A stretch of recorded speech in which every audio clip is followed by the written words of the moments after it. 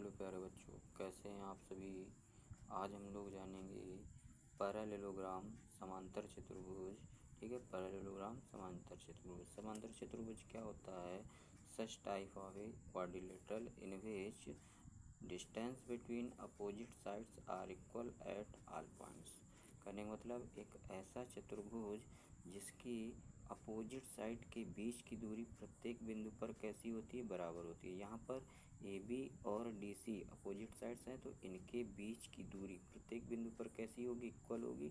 और A D और B C ये अपोजिट साइड्स हैं, तो इनके बीच की दूरी प्रत्येक बिंदु पर कैसी होगी? इक्वल होगी। ठीक है। अच्छा, next properties of a parallelogram. तो इसकी प्रॉपर्टीज क्या होती हैं? कहता है opposite sides of a parallelogram are equal and parallel. ठीक है, opposite sides of a parallelogram are parallel and equals.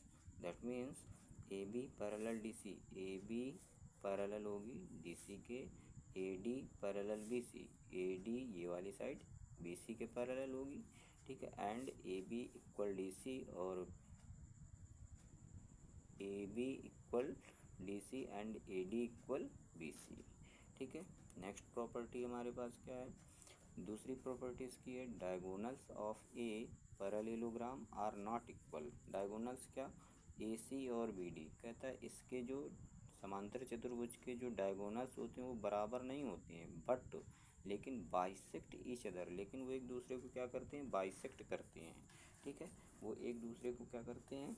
Bisect करते हैं। दैट मीन्स ये क्या हो जाएगा? O A is equal to O C and O B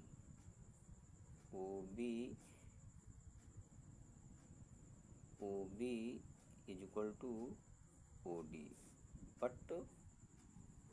but A C not is equal to B D. ठीक है, इसके diagonals तो इक्वल नहीं होंगे, लेकिन ये क्या करते हैं? इसके डायगोनल्स एक दूसरे को बाइसेक्ट करते हैं। ठीक है, तो ये क्या हो जाएगा? ये ऐसे आ जाएगा। फिर इसके बाद तीसरी प्रॉपर्टीज़ के बारे में हम जानेंगे। तीसरी प्रॉपर्टीज़ की क्या हो जाएगी? तीसरी प्रॉपर्टी के बारे में जानेंगे। अपोजिट एंगल क्या कहता है? Opposite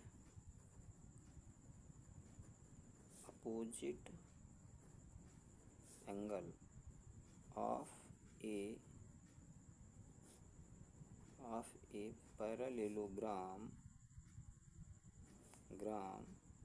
are opposite angles of a parallelogram are equal. कैसे होते हैं? इक्वल होते हैं। अपोजिट एंगल्स इसके कैसे होते हैं?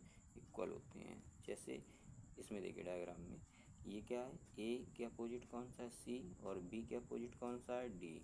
ठीक है, तो ये आपस में क्या होंगे? इक्वल होंगे। तो angle A is equal to क्या होगा? Angle C, and angle B is equal to क्या होगा? Angle D. ठीक है, and sum of one side angles and sum of one side angles is 180 degree. 180 degree यानी कि इसके एक ही तरफ के कोणों का योग कितना होता है? 180। यानी कि इसका और इसका सम 180 होगा, इसका और इसका सम 180 होगा, इसका और इसका सम 180 होगा, इसका और इसका सम 180 होगा। मतलब क्या है इसका? देख लेते हैं। तो angle A plus angle B is equal to 180। ठीक है, angle B plus angle C is equal to 180। फिर next angle C plus angle D is equal to 180 and angle D plus angle A is equal to 180। ठीक है, चलिए अगली properties के बारे में हम इसके जानेंगे। इसके हम। तो अगली प्रॉपर्टीज़ की क्या है? अगली प्रॉपर्टी के बारे में जानेंगे। अगली प्रॉपर्टी है इसकी, कहता है the sum of square of diagonals. ठीक है, क्या लिखा है? कह रहा है sum of square of diagonals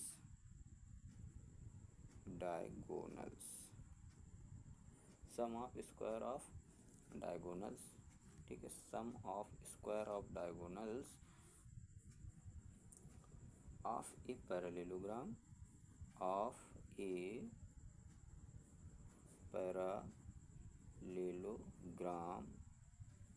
parallelogram is equal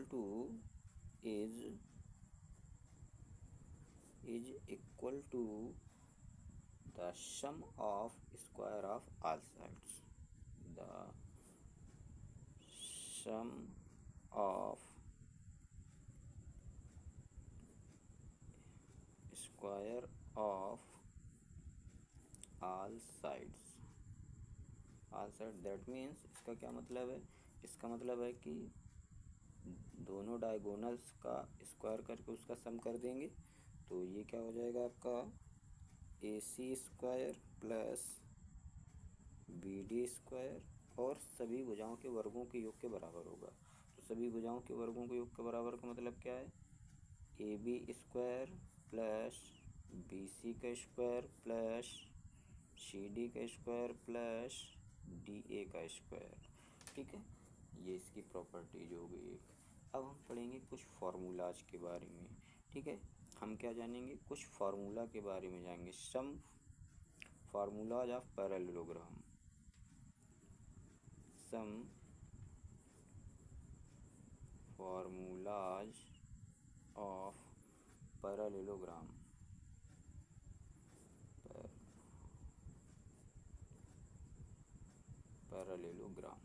ठीक है। तो सबसे पहले हम एरिया की बात करते हैं। यदि हमको हाइट दे रखी है, ठीक है, क्या दे रखी है? If height is given, if height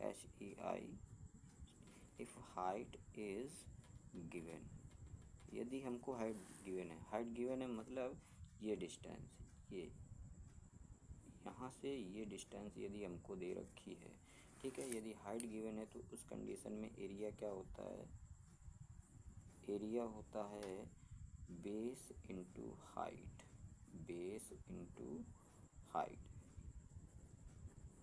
क्या होता है? बेस इंटू हाइट, ये एरिया निकल आएगा, ठीक है।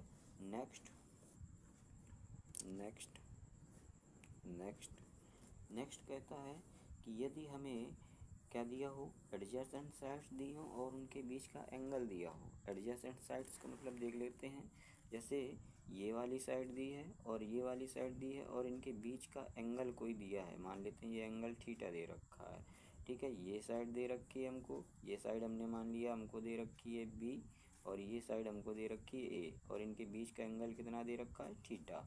तो उस कंडीशन में जो हमारा एरिया निकलेगा, ठीक है, जो एरिया आएगा, एरिया इज इक्वल टू क्या हो जाएगा? एरिया इज इक्वल टू हो जाएगा, ठीक है, क्या हो जाएगा? AB साइन थीटा, ठीक है, AB साइन थीटा, क्या हो जाएगा? AB साइन थीटा, ठीक है। अब नेक्स्ट क्या कहता है? नेक्स्ट क्या कहता है? कहता है कि यदि दोनों पैरेलल साइड, दोनों अपोजिट साइड्स जो हैं इनके बीच की डिस्टेंस दे रखी है। मान लीजिए कि ये यहाँ से जो यहाँ तक की डिस्टेंस है वो क्या है? ये P है। यहाँ से यहाँ तक की डिस्टेंस क्या है? ये P है और इसके बीच की जो डिस्टेंस है वो क्या है? Q है। इन दोनों साइड्स के बीच की डिस्टेंस Q है और इन दोनों साइड्स के बीच की डिस्टेंस P है। तो इस कंडीशन में एरिया क्या निकलेगा? इस कंडीशन में एरिया क्या निकलेगा? एरिया निकलेगा जाके A इंटू P या B इंटू Q। क्या एरिया निकलेगा? A इंटू P या B into Q। That means क्या हो जाएगा? बेस इंटू हाइट, वही लगेगा जाके बेस इंटू हाइट, ठीक है। फिर इसके बाद पेरीमीटर की बात करते हैं, ठीक है। नेक्स्ट है पेरीमीटर।